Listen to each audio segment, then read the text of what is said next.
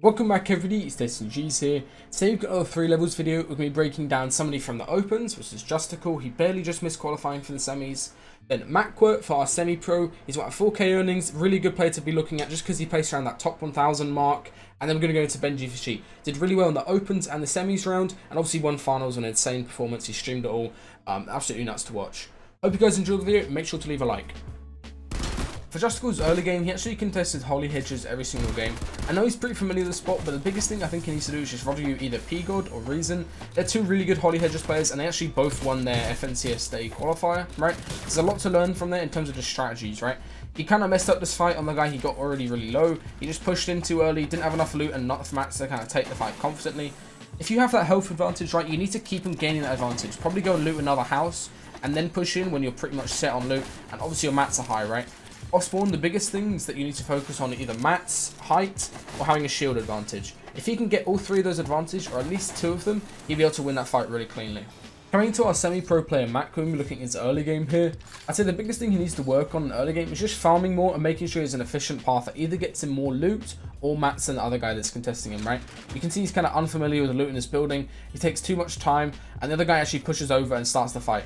He did die off spawn several times. I say the biggest thing is just because he's not got that advantage, right, in this off spawn fight. Just needs to practice it. There's a lot of good, really good craggy players. Best one I can think of is Young Calc, right, in terms of just learning the map and learning your areas and where you want to be fighting at. For Benji's early game, he decided to contest Slurpy Swamp on the west side for every single game. It's a really good drop spot, allows him to basically get uncontested and get a lot of loot. For opens as well, it works pretty nicely, but you do have to get good at just fighting a couple people off spawn. But normally he's able to take those fights pretty quick. But look at how he's able to third party a fight mid game here. Benji never really takes like a direct 1v1 off fight off spawn. He's always preferring to just take a third party opportunity, or maybe look for a beam and then push in if he needs to. So he's already got really good loot, but the one thing he doesn't have is that any type of like utility for moving zones, right? So he gets that kill over there, and this is kind of where he wants to commit in, right? He doesn't have that much loot potential back this way. Obviously he could fish, but that doesn't really mean anything in terms of getting crash pads or launch pads, right? So he decides to push in. He knows this guy's going to be somewhat low just because of that, the fact that he stole his kill when they're having like a shotgun trade. Pushes in, gets this really nice timing where this guy gets cracked by the scar. And look how he uses his third party to his advantage, right? That's something I talked about in that root video. Benji comes in, exploit straight in, and the guy's getting pressured, and he's basically playing it like duos, right? The guy's doing a supporting spray, he comes to the opposite angle, and he's able to kill him pretty quick. Justicul's mid games were pretty good. The biggest thing I say he needs to do is, instead of just trying to focus on prioritizing a dead side rotate, is just read where zone's going to go and get a rough estimate on where it's going to go and get into a good position. You don't want to be over rotating, right? He knows that second zone should be pulling over this way just because of how first zone is so towards the edge of the map, towards like dirty grotto area, right? He should read that earlier, and it would save him a lot of time on this mid-game rotate. Even though it's a very cheap rotate, you can farm his mats, do whatever he wants on edge zone. You're much better off just getting into the second zone and then playing for that power position, right? Let's skip forward a little bit here. You're going to see how he ends up in second zone. Isn't really in the best spot.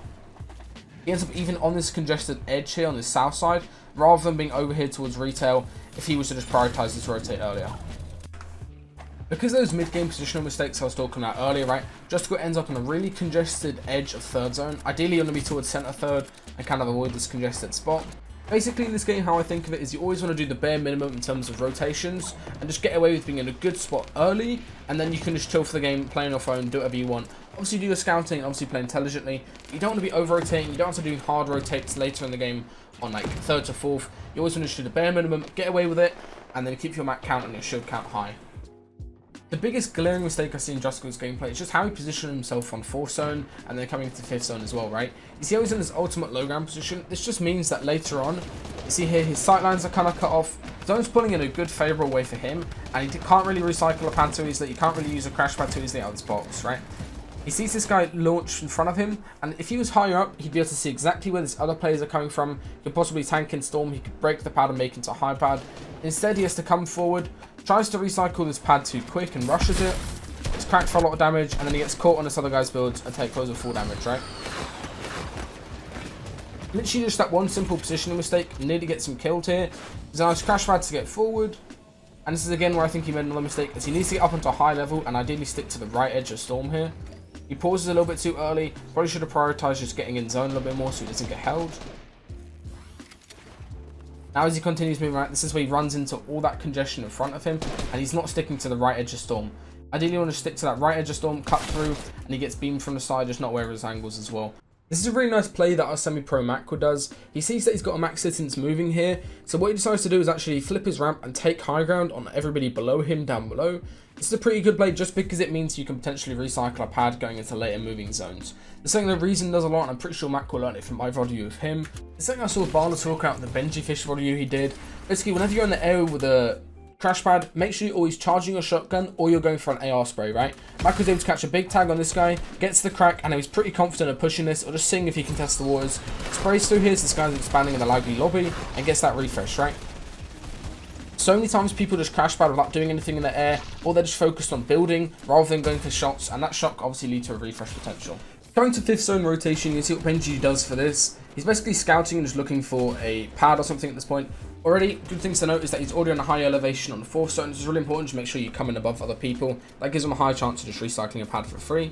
So what Benji's going to do is just set up this nice crash pad from the diagonals. It's pretty unexpected for a lot of people. So he scouts it, uses it, and then he catches this guy just using a pad. And he gets that crack, right? And you can see how he hunts down Kezik's midair, right? He's looking for his skin, catches him in front of him. At some point there, I'm pretty sure Benji realizes he's cracked. So what he does is land towards the diagonal of this box, right? This is a really safe play to do. Trust me, it's a really good way of getting a refresh. He lands towards the diagonal box, sees Kezik's going for those minis, and he just crash pads straight in, right? He does everything he needs to win this game, or everything he needs to do well in this game, right? But the thing is, if he crash pads in and gets this impact kill here, he's max mats, pad, everything he needs going into first moving. That's an insane play to make. Just good awareness. That's what No Riley did. That's what Arkham did. It's just making sure you capitalize on other people's mistakes. This is a really big mistake that a lot of semi-pro and beginner players make. It's just not scouting or figuring out their flight path or landing locations before they even take a pad, right? You don't want to do this decision mid-air. Obviously, you can have like a good idea of where you want to land and then just adjust it mid-air, but you always want a rough estimate of where you want to go and what side of the zone you want to play for, right? Macro here, he pre-builds a little bit, takes this pad, and then look. He hasn't figured out where he wants to land. Ideally, I think he should have landed somewhere on his left-hand side to be able to just cut into zone there. Instead, he does this really wide path. It's tagged up in the air a couple times, and he lands at this really congested edge, right? If I was to go drone free for where I think he should have landed, somewhere in this area would be really uncontested. He can get up on high level, save a lot of mats.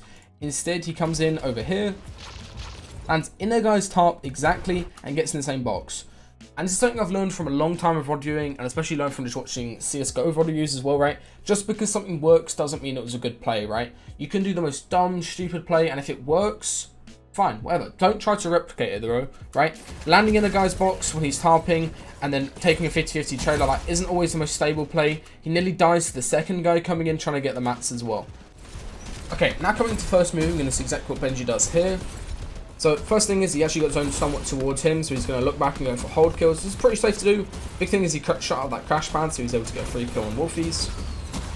Now, this is very nice as he breaks this ramp. There's a nice high pad. He does a really nice high pad, and look at the elevation he lands on, right? This is something we saw from our Arkham VOD view. He lands on that really high elevation, basically second height. But the thing is, there's no risk to this, right? It's only reward. He saves all of his mats. He keeps himself on such a good layer for the rest of the movings. Speed forward a little bit here. You're going to see it again. Sets up this crash pad. It's another crash pad. And again, second height, right? There's no risk to this. He's not even getting pressured at all. The other guy is so focused on all the launch pads and the crash padders and people with shockwaves potentially going for height. So Benji gets away with this completely for free. It's a slight mistake. I think this is something that Benji does really well, is making sure he lands on a high level of his crash pad, right? So Macro, as he places that crash pad, look, he's really busy on just doing random things midair. He goes for this RPG play, not really sure why, and he ends up on ultimate low ground, right? Somebody could easily be on low ground that he didn't scout, he didn't see, right? You're not making sure you're charging a pump or just spraying with the R and scouting as you're dropping. Instead, he gets kind of on the scuff layer. He does result in a kill from it on the edge of storm. But if he lands on a high level, he'd still be able to get this kill, right? Kills Imagine there, sets up his crash pad again. Gets scuffed again, goes just a little bit forward, could have got more distance out of that, and have to save a little bit of mats as well. This is a really good play that you can do, is just making sure that you're looking down with your floors when you're playing like second or a couple levels of height. Gets a free kill with it there. Now I'm going to see he doesn't actually commit to those mats straight away, which is a pretty nice play. He sets up this crash pad, and one thing to note about this crash pad is he kind of scuffs it here, just because he throws it without scouting at all, right? Again, you need to be checking where you want to go. A little bit of soft aim on the guy in the air as he jumps. Don't know how he hit that shot. and he ends up at an ultimate low ground. He needs to be building as he drops so he doesn't end up in these scuff positions where he has to overbuild here and then overbuild, and he does a full tunnel here, which is so expensive. Look at his mat cap still, right? He's deep into second moving and he's still got 60 builds. He's able to full tarp this now. Just a nice cheap tarps. Gets towards the front side. Gets in. Now starts looking back for some potential beams.